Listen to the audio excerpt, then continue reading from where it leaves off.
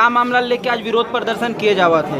आज के विरोध प्रदर्शन के मामला है बालक दास द्वारा जामड़ी पाठ में बहुत तरह का जो है उन्होंने गड़बड़ किया है। और साथ साथ जो जब इसका जिन्होंने विरोध किया, जिन्होंने कहा कि यहाँ ऐसा नहीं हो सकता, ऐसे ग्रामवासी तुगेगुंदी के लोगों पर हमला करवा दिया। और हमला करवा के उनका मैंने जानलेवा हमला हुआ। किसी तरह गांव के लोग सज्जन से करके बच गए, नहीं तो कई लोगों का जान चला जाता था।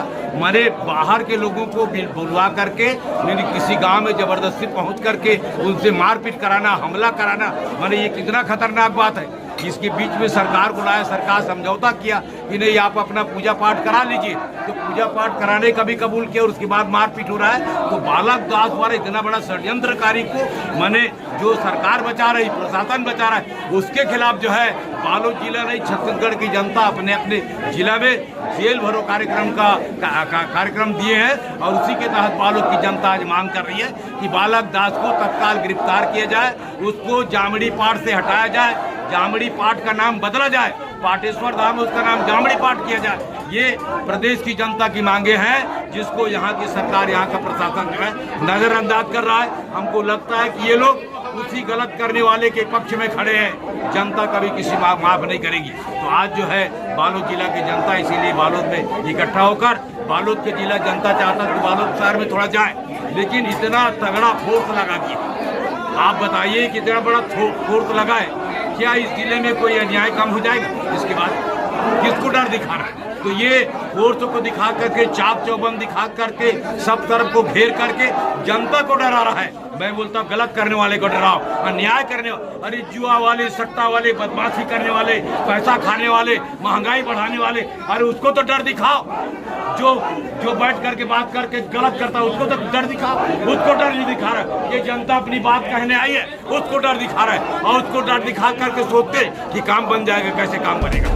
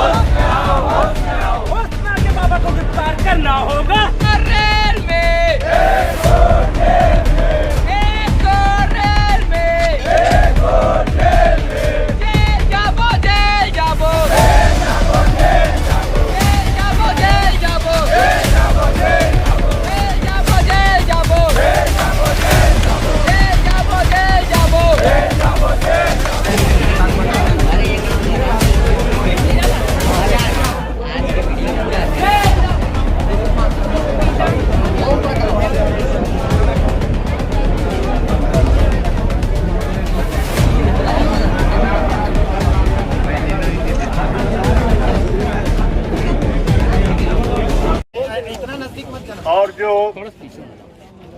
तुगेगुंदी के घटना को लेकर के पूरा समाज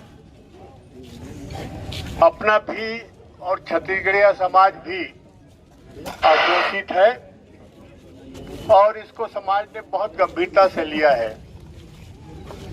इसलिए गंभीरता से लिया है कि बाहर के लोग हम जंगल में रहने वालों के बीच में आकर के अपने हिसाब से हमारी व्यवस्था को अव्यवस्थित करने का प्रयास किए। उसका नतीजा ये हुआ कि बाहर के गुंडों के माध्यम से हमारे समाज के लोगों को पिटवाया गया, हमारे घर में हम ही को मारे गए। ये सबसे दुखद घटना हम आदिवासी समाज ने इसको महसूस किया है और इसको अपने गंभीरता से लिया है। मुझे इस बात का बहुत दुख है, पूरी घटना को चाहे वो प्रशासन हो शासन हो गंभीरता से नहीं लिया और आज तक के जो मास्टरमाइंड है, जो मुख्य आरोपी है बालक दास, बहुत आराम से घूम रहा है और बाकी जो अंदर हैं और उनकी चिंता उसको नहीं है। तो मैं ये मान के चलता हूं कि प्रमुख आरोपी क्यों घुमा है बाहर, अभी तक उसकी ये जो गिरफ्तारी क्यों नहीं हुई, जबकि मुख्य आरोपी तो वही है। और हम चाहेंगे कि ये अगर शासन और प्रशासन इसको बहुत लाइटली लेगा, हल्केपन से लेगा, तो ये मान के आप चल लीजिए कि इस प्रदेश में पूरा आदिवासी समाज और छत्तीसगढ़िया समाज इस आंदोलन को आगे बढ़ाएगा और देखेंगे, हम निपटेंगे, सबसे निपटेंगे और देखेंगे। ऐसा अगर करोगे तो हमको, हमारे लिए हमारी चुनौती है, समाज के लिए चुनौती है।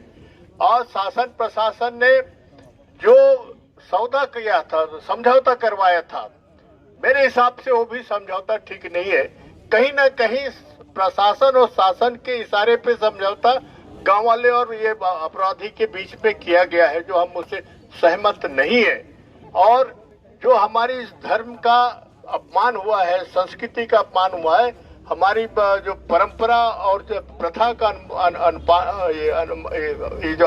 ये अपमान हुआ है, उसका मुझे ऐसा लगता है कि यहाँ के जो प्रशासन में और शासन में बैठे, हम आदिवासियों की समस्या को, हमारी भावनाओं को ये लोग समझने की कोशिश नहीं करते और आज तक नहीं समझ सके। ये बड़ा दुर्भाग्य है, जबकि लगातार समाज इस बात को कहता रहा है कि हम अपनी धर्म के लोग करके बहुत गंभीर हैं, इसलिए हम धर्म कोड की बात इस देश में पूरे आदिवासी क्यों कर रहा है।